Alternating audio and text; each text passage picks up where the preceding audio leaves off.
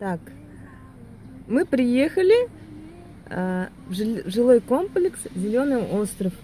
Начнем с того, что мы покажем гаражные места.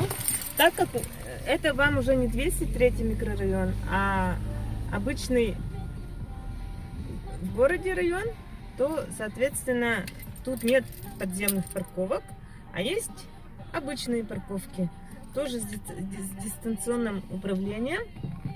И мы сейчас туда заедем.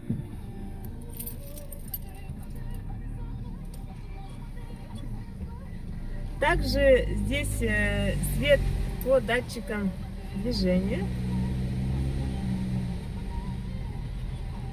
Приехали с гаража и будем заезжать в сам комплекс, чтобы показать его изнутри.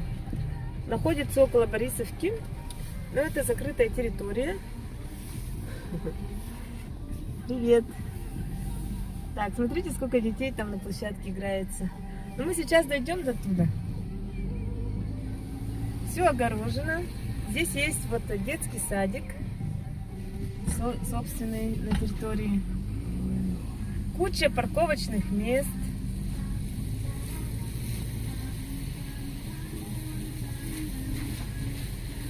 Совершенно новый, хороший, уютный комплекс, который находится, можно сказать, в Сосновом Бору.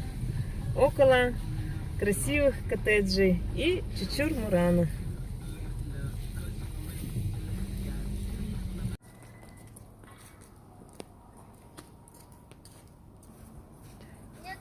Смотрите, вот это вот малоэтажный комплекс Зеленый остров, очень комфортабельный, находится в тихом районе. Тут у нас детская площадка.